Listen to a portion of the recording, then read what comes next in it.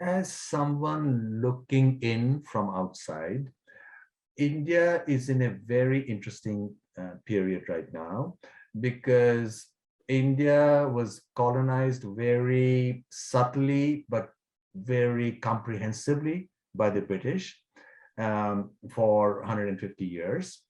And when they handed over power to elites who wanted to really perpetuate the system.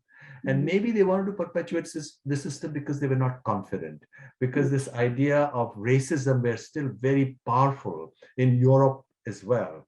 And this current idea that everybody is equal was not really something that was widely, at least internalized, because I remember reading Nehru's autobiography, and he speaks of when he went to Europe to study, he found that Indians were maybe sixth or seventh down the totem pole. You had the Nordics, then you had the French, then you had the Italians, then you had the Slavs. In fact, some people say the Slavs are called Slavs because the Westerners, the Nordics, took them as slaves. You know, you had this whole sequence, right? And the Indians were darker, and therefore they were at the bottom. And I think after independence, we operated from this acute sense of inferiority. So we wanted to just do what the pundits back in London would say is correct. We only wanted to do that way because we didn't have the confidence. In India, the establishment until the 90s completely throttled questioning. This is what we have to do, and people had no choice. We could barely, get a job and survive. Correct. That has changed. Indians cannot be held back.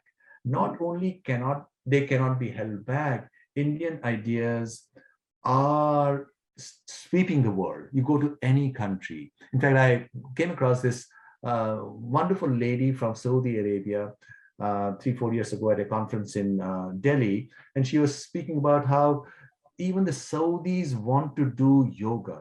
Saudi women are doing yoga, and they knew that the mullahs would be against it, so they slipped it in through the Ministry of Sports. So they're saying it's good for your health. But the asanas are the doorway to opening the mind. Yoga is sweeping the entire world. You go to China, you go to Russia, you go to South America, it's everywhere. So Indian ideas are going everywhere, and the average Indian recognizes it.